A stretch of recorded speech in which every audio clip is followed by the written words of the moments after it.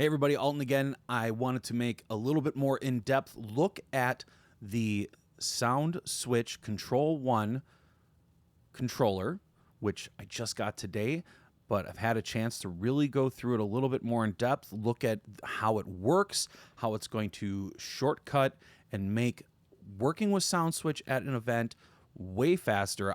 Again, it's really good overall. If you saw my first impressions video, you saw the two little gripes, if you will, I have about it. The one being, I think, a flaw in the hardware completely, and that is the touch strip. But we won't get into that too much today. We're just going to talk about functionality and answer a lot of questions that people have about how this works. So I'm going to grab it and bring it into the frame. All right. So here it is in all its glory, illuminated. Sorry that it's not the most clear. I'm shooting with the camera built into my Cinema Thunderbolt display. So thank you, Apple. All right. I do have a better camera, just haven't got it set up yet from this perspective. They're set up around my DJ turntables back there. Well, actually, not all of them are set up right now because I had to do a live streaming event for a client. And yeah, I use the same cameras. All right. So getting to this here, we're going to go through this thing from top to bottom, how it works and how it interacts with the software. So first thing that I'm going to point out is right about here. Yep, right there. There's a play pause button. So for those of you who are not familiar with SoundSwitch, if you've noticed in other DMX lighting software, you can actually program a DMX show to an audio file. I believe Chauvet Show Express has this capability. There's other softwares that have this capability too, where you can create a pre-scripted show to an audio file. The problem for us DJs is that we're not creating...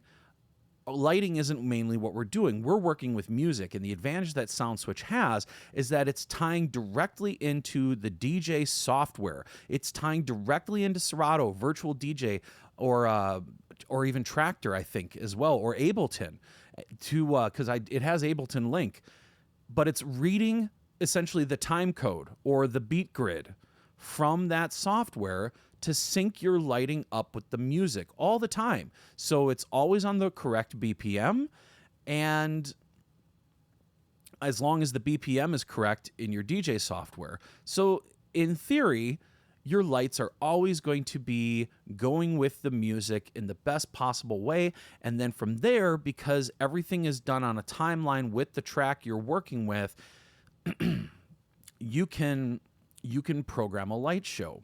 Now, SoundSwitch comes with 32 Autoloop tracks already pre-programmed, or you can edit them to be whatever you want. Now, these 32 Autoloops are in 4 different banks, and you have these 4 banks, 1, 2, 3, 4. Actually, it's 1, 2, 3, 4, in that order. Plus, you have the bank button up here at the top. What does the bank button do? The bank button actually tells SoundSwitch that instead of just playing one auto loop like this one under bank 4, you want SoundSwitch to go through all of the auto loops, and you can have it do in sequential or random order. Funny thing about that, I noticed that SoundSwitch did not put a button to change that here on this controller, yet it is something that is changeable in the software. There is a button to do random or sequenced ordering of these banks. So curious as to why SoundSwitch didn't put that button on the top, but it's possible that they may have put that in the settings. So we're going to look at that and see, we're going to come across to see if they put that in here or not. So far, I have not seen it. All right, anyway, let's get into this thing from top to bottom. Okay, at the top we've got a little OLED screen. This is going to tell you some information about running certain types of effects, mostly your strobe intensity, smoke intensity for running fog or atmospheric effects, and then your moving head overrides. Okay, and we'll get into what that means in just a little bit with the moving head overrides. Also, there's a hue function as well, which is for color hue. Okay, hue typically being almost like tint in a way, but anyway, we'll get into that.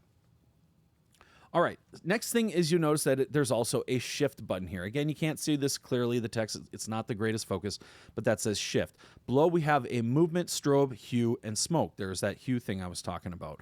We also have these two encoder knobs that can be turned to access different settings. And actually, they're not encoders. They're just rotary knobs. But then we have an encoder knob here. And the reason why it's an encoder knob is you can press it. By pressing it, it accesses the menu inside the OLED display for your different settings. Okay. We also have a BPM tap button there that also offers a link feature, which I'm wondering if that is the Ableton link. Autoloop Override.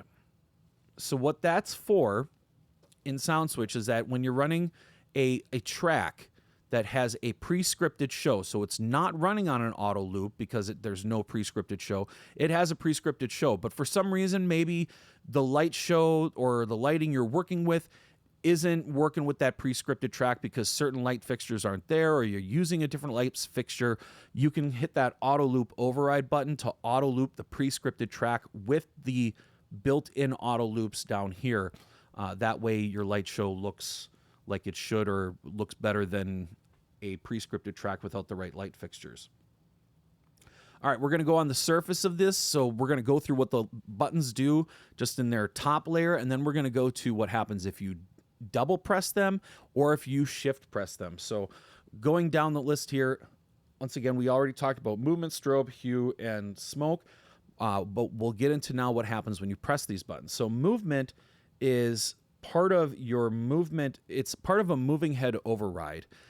Let's say that you had a pre-scripted track in SoundSwitch and you had a light show update where you had different lights put in, and for some reason the movement track data wasn't all there. And now you're in the middle of your show and your moving heads are literally just pointed up at the 0, 0 on the XY grid position. And they're not doing anything except for changing color, pointing straight up. You can press this movement button. You'll notice that the OLED screen changes, and it gives two values, and it might be hard to read, again, but I'll read it to you. The top value is movement speed, and the bottom value is size. Now, there's another thing you got to do with this here, okay? So movement speed is controlled by this knob here. By turning that, it changes how much that graph is filled in and out, and you can see that on the camera here. And then, of course, size. So movement speed is how fast it's going to move from point to point, and the size is how much is it going to spin around and use the full range of motion that the moving head has. Most moving heads usually around 540 degrees on that they can spin around the x-axis, and I think it's like 270 degrees on the y-axis. If I'm wrong, sorry, but typically speaking, that's what you see. They vary from those numbers a little bit here and there, but generally speaking, most DJs, those are the types of moving heads we're using. So again, that size is going to determine how much of the full movement that moving head is capable of that'll be used. Now, it's not enough to just tell it to start moving, because it's going to move in a certain pattern, whether that be you can set a default movement pattern if it's a circle, a figure 8, and these patterns refer to what the pattern looks like on an XY grid when you're moving your moving head. But there's also a position that the moving head uses as a point of reference. And that's where these buttons that are normally your color override, red, orange, yellow, these will override your colors during a certain scene and just make it these colors, or it'll mix with these colors, depending on what you're doing, okay? You press shift though, and notice they all turn white. That's because now they're moving head position overrides. So this will tell your moving head to move to an override that you have programmed. So if you've got a moving head position that points straight ahead, where the moving heads are shooting at a plane that's parallel with the ground, dead straight center, you can press that button. It will use that as the point of reference for what the movement generator will start. So that way, if you want to set a small size, you want your moving heads pointed straight out forward, and you just want them to kind of go like this. Okay, let's say that's all you want them to do. You would use that reference point and then set your movement speed and size to get to that point.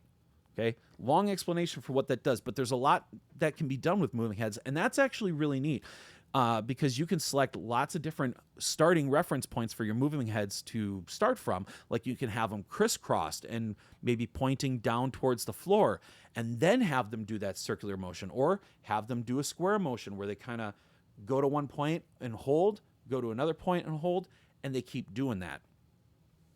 Okay. So that's a lot about moving heads, but the cool thing is that you can quickly access those from this, and I do really like that they have that. The next button over here is the strobe button. By pressing and holding this button, now you can make these buttons where they're press and hold or they're toggle, and you do that in the software in SoundSwitch. Essentially, a press and hold would be symbolized by a solid line on that button in the software, and a toggle where pressing it turns it on and pressing it turns it off will be a dashed line. I keep my strobe set to press and hold. So I press and hold this, it activates the strobe. And I don't have any lights in here set up to show this off. But when you press and hold strobe, it gives you another bar graph, and you can adjust that with this rotary knob, how fast your strobe is going to go. So you can adjust this on the fly. So if you've got a build-up, maybe, one of those EDM buildups, you can, while you're holding the strobe button down, turn it up to increase the flash speed with the buildups of that, or turn it down. I mean, however you're going to do it, but you do have that functionality there. Okay, the hue button. To be honest, if I told you what the hue button was doing right now, I'm taking a guess at it. It's going to have something to do with color. Not exactly sure what. But I've never used it, and maybe when I learn what it does, I might start using it. But it is a newer feature in SoundSwitch, and I haven't really made myself acquainted with it yet. Last button is smoke. So you can tell SoundSwitch if you're using a smoke or a fog machine, and I again set this to press and hold. So you can press and hold it, or if you're using a hazer, you'd maybe switch this to a toggle button where you just toggle it on and toggle it off. But again, you can set the intensity of how much smoke is coming out. Just like you would on a smoke machine, you'd say, okay, I want a blast to be like full power or mid power. Now, here's an interesting quirk. Where your strobe intensity is set with this knob when you're holding the button, the smoke intensity is with the other knob. And those knobs are labeled on the left knob, pan on the top, speed on the bottom. Okay, makes sense because there is a way to, I guess, set your pan and tilt with moving heads with this that I haven't got into yet. But then on the bottom that says of each knob, on the left knob it says speed, on the other knob it says color. But none of them say intensity, which for strobing and smoke would be the same term, intensity. So I find it a quirk that you adjust the strobe with one knob, but you adjust the smoke with the other knob. Just weird to me, and I think could be confusing. I would think you'd just make it the left knob for those single adjustment things, just so you know intuitively, okay, I'm going to grab that first knob to adjust if there's only one parameter on screen, and if there's two parameters on the screen, like we saw with the movement, then you use knob one for the top one, and the left knob for the top one, and the right knob for the bottom one, just like you're reading and going down. Anyway, I'm sure you all know what I mean and understand when I say that. Okay, so that's that top section. Again, we get to this middle section. It's color overrides. There we go. Color overrides. Or if you hold the shift button, moving head position overrides for that starting position reference. Now, if we get to these three buttons here for color, these are also color. They're white, blackout, and UV. Now, once again, you can set all these color overrides to be press and hold or toggle. Press once to turn on, press once to turn off. As I mentioned in my first reaction video, I like to have my white to be a press and hold, because then if I want to reach down and activate a full white color to hit like an accent of a song, you can do that easily. The same thing with the blackout. For example, whenever in Uptown Funk, okay, I'll just use that because everybody knows that song. When he goes stop and you hear that boom and there's silence, and then he says, wait a minute, that's a blackout moment. If you're not blacking out your lights at that moment, you're not doing your what are you doing with your lighting at that point? I really question it. Just because lighting is meant to enhance the music. So having a blackout button where you can black the lighting out at those moments that enhance what's happening in the music, it makes all the difference. It's small things, but makes a huge difference. So anyway, I like having a blackout button. UV, I've never really locked the UV on, but I only use UV lighting in one of my setups. Okay, getting down to the auto loop buttons. So as we may have talked about already, we've got 4 banks of auto loops, and by just pressing one, it'll take you to that bank. SoundSwitch will automatically start playing all the loops in that bank, and it'll be either sequential or random depending on what setting you set in the software.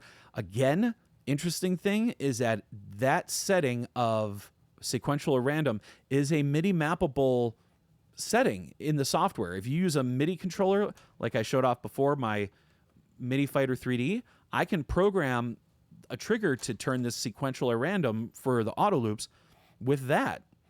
But I don't see it on here as at least something that's labeled.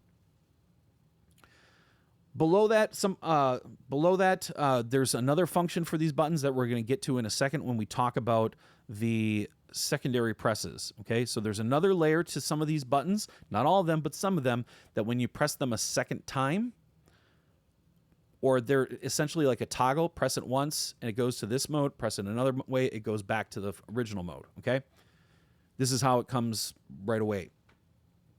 All right. So now this section down here, okay, from here down on this side is all your faders. If you go into the SoundSwitch software, which I don't have a shot of, you've got auto loop intensity, scripted track intensity, group 1 intensity, group 2, group 3, and group 4. Auto loop intensity is when your auto loop is playing when you do not have a scripted track for a song. Scripted track, obviously, how intense that is. They've got different faders for those. So, you know, it's interesting to have faders for that. Essentially, what's nice about that is, and what I learned is that if you're using light fixtures where it has, how do you want to put it? It doesn't have faders for the different color values. It's handy to use those master intensity faders if you need to bring it down or maybe bring it up for some reason. You're in a brighter environment, you turn it up. You're in a darker environment, you turn it down so the light's not so intense. And then it keeps that light from going above a certain threshold the whole time. The problem with it is if you use certain light fixtures, like, for example, the Chauvet Swarm 5 FX, okay? We used to use that light fixture a long, long time ago. Don't use it anymore. I know that they're still out there. But because the first fader on that fixture basically determines if the light is going to be in an automatic mode or a DMX mode, by turning your master intensity down where everything's down, you're going to find that that light fixture is going to go into one of the automatic modes instead of the fully manual mode, like maybe you have something programmed out for. So just word of caution on master intensities. That's something that if you're using a light that's not considered more of a pro level light, or it's considered more of a DJ light, or, you know, well, it can affect it depending on how that DMX profile is set up. Okay. All right. Getting back to this. So these buttons down here, which is the auto loop intensity and then the group intensities, are all controlled, are all what affects this strip, which, as you can see again, like I showed in my first impressions video, this strip is the weakest part of this controller. I'm just not happy with how it doesn't respond very well. Like, I'm not even touching all the way down and it's saying I'm all the way off. But before, you know, anyway, it's a whole thing. I'm going to talk to InMusic and SoundSwitch about that because it's not as good as it needs to be, in my opinion. All right. So here's how these all work. We're going to start talking about the top function and then the secondary function. So if you press, right now we're on auto loop intensity, so we're going to set how intense our auto loop is. If I click here, that does the group 1 intensity. And what the groups are is groups are manually assignable. You can go into your DMX screen on SoundSwitch and you can tell it which fixtures belong to which group. And there's 4 of them. What's nice about that is that you can separate your different light fixtures into these different groups for having different intensities. For example, when I'm doing a grand entrance, grand march, usually before dinner, I don't like to have my dance floor lights on because at that point, the lights in the hall are usually still up. There's a lot of pictures being taken of the couples coming in and people want to see. And having the dance floor lights on, I think actually doesn't add anything. But if I'm running up lighting, which I do run through SoundSwitch, and SoundSwitch made some seriously amazing updates in their static scenes editor that makes running up lights so much easier. I'm so grateful that they did that. Anyway, being able to just turn down the dance floor lights so that they're off by putting them in a certain group and just turning the fader all the way down and leaving the group lights up that control the up lights, great. Love that. Love, love, love that. Okay? So groups is super, super handy, and you definitely should be using them. All right, now if I press, this is group 1, this is group 3. So how do you access groups 2 and 4? Well, this is where if we press a button a second time. So if I press the group 1 button a second time, it starts blinking. That means that whatever's listed underneath the button is what's active. And that means that group 2 is now being controlled. Now, here's an interesting thing I find about the labeling on this for these different things. For the other buttons where there's a secondary function that you press, for example, under the Autoloop intensity button, there is a circle, a little circle icon you can kind of see right there that says scripted tracks, which means if I press this button a second time, it blinks, and that means that if I adjust this fader, I'm actually adjusting the scripted track intensity, master intensity. But what's interesting, they didn't put those circles underneath the group 2 and group 4 button. Okay? For the other shift functions, they did not have a circle, like the shift override positions, as well as the white hold, black hold, and UV hold. So I really just find it interesting that I'm not sure why they put that circle there. The other thing, too, is that static looks, we've talked about those. So static looks is when you want SoundSwitch to have either certain lighting, whatever lighting you assign, just stay put doing one thing. It's really great when you have up lighting that your client wants to stay the same color all night. They don't want it to change with the dance lighting during the dance. Okay, cool. I think it's better if you have the dance lighting and the up lighting going together, but hey, to each their own. But let's say they want it, you can have the up lighting on a static look all night, which means your dance lighting can go nuts, it can do its thing, but your up lighting is going to stay put. It's going to stay on that static look. It's a great, great feature in SoundSwitch. It's awesome. In this, when you press this button for auto loops, you notice it starts flashing. Underneath that, it says static looks. You'll notice that the bank buttons, none of them are illuminated, because now these 32 buttons here are all of your 32, if you've programmed that many, but basically they will trigger your static scenes that you have set. Now that if you press one of these, and it will not affect your auto loop, you press this again, it goes back to accessing your auto loops, and notice that our bank button is now back on if we press it here. Okay, if I go back to auto loop and press it, even if I press it, nothing happens, nothing changes, because now this is in the static scene mode. Anyway, just found that was interesting, that these are essentially toggle buttons to go between auto loop and static looks and auto loop intensity and scripted intensity. But on the group buttons, they didn't put that little circle there to help you identify that that is a toggle as well and not a shift press.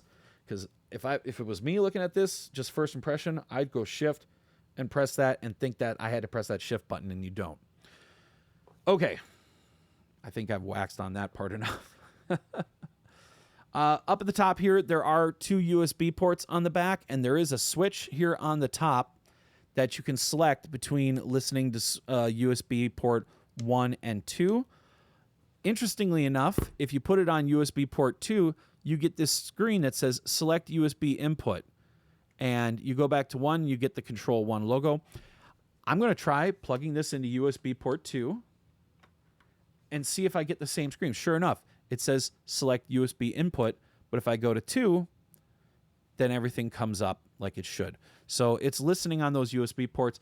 Cool thing about it is that if you wanted to have multiple computers for multiple light shows, you wanted to have more preset scenes, I guess you could have 2 computers connected to this at once and switch between the 2, kind of like you'd have a DJ mixer or controller that has the dual USB ports and you had to switch between them.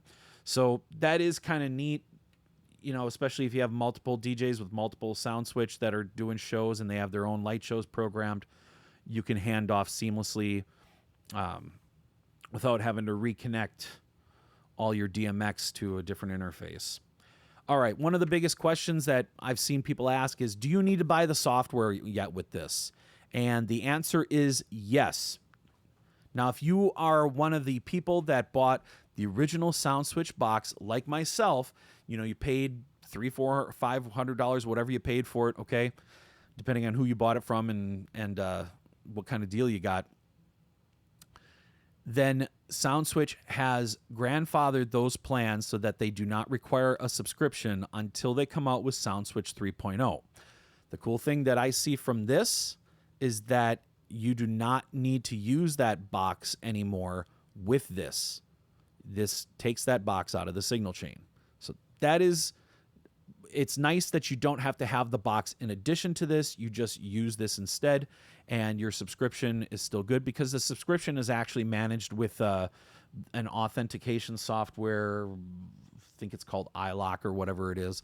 So that's taken care of there. It's not taken care of by being hardware dependent anymore, which is also one other thing with SoundSwitch. I don't know if everybody knows this, but you can use SoundSwitch with third-party USB to DMX interfaces. You can use it with the NTEC interfaces. There's a bunch of them you can use them with. You don't have to use the one off of SoundSwitch's website. You just have to have the software activated. So the software activation, if you didn't buy the original box and get grandfathered in, is whatever the subscription price is right now, or you can buy the lifetime for $200, which I think the lifetime is kind of the same as what we're grandfathered into, where you get basically all the updates up until 3.0. You know, it is yet to be seen what SoundSwitch decides to do, whether if they get close to 3.0 and people buy it right before, you know, who knows? I don't work for SoundSwitch. I'm not affiliated with SoundSwitch. That maybe would have been a good thing to say at the beginning of this video, what my relationship is to SoundSwitch. I have no relationship with them.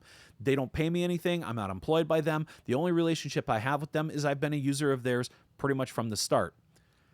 And with that, I've been a fan of what they do. I think the original concept of the core concept of SoundSwitch, like I talked about earlier, which is that it's plugged right into the DJ software.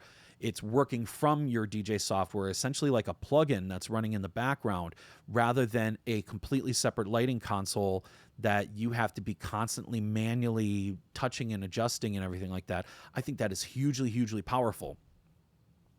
And I'm still going to love them for it. Again, this thing is awesome. Everything that it gives you a shortcut to do, these are the features you're going to touch most. I guarantee it. You're going to, I mean, maybe they didn't put the whole sequential random thing on here because if you want to access auto loops, all you got to do is just press the button you want to go to the loop from, and it'll do that, and it'll stick with it for 4 bars, and then it goes on to the next loop. Perhaps that's why. But point is that overall, this is really great. The only biggest gripe is this touch strip. And I get why they went with a touch strip. It made perfect sense to go with a touch strip because as you're going through these different, so if I put that to there and then I go here and put this, you know, even lower, let's say like right there. Okay. And I go here, you know, as soon as I go into that setting, the fader is going to indicate to me where it is, where the only way to do this otherwise would be with a motorized fader, that would be moving on this, and that's another moving part. So I get why they went with a touch strip for this purpose, that they can have one single interface option that controls all these different intensity levels. The problem is, and again, maybe it's just my unit. I'm going to talk to InMusic and SoundSwitch about that. I hope it's just my unit. But if it's not, and other people are having this problem, we got to let them know, because that needs to be fixed. Because this, as far as what I'm seeing from this is not, yeah, like right there, that should have been all the way off. No excuses. The fact that it's still at, whatever this is, 25, 20% or whatever, not okay. Or sometimes I'm swiping all the way up like that right there. Look at that. So when I know other touch strips work flawlessly without any problems, that's a quality issue. Okay, anyway, wanted to show people a little more in depth about how it works, everything you can do with it. There's got to be something about controlling pan and tilt, maybe in the editing mode, because they have that listed on these knobs. I haven't gotten into that part, but from a performance mode standpoint, that's everything. So hope you enjoyed this.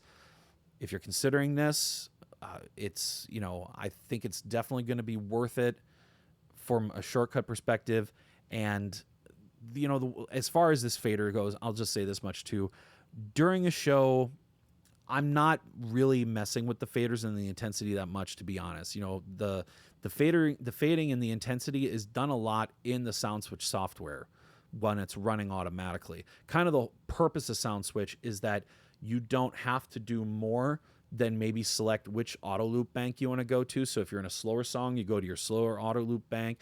You're in a faster song, you go to your faster auto loop bank, so on and so forth. Okay, if you got hip hop, R&B, they've got an auto loop bank for that, and those lighting scenes complement that mood of music.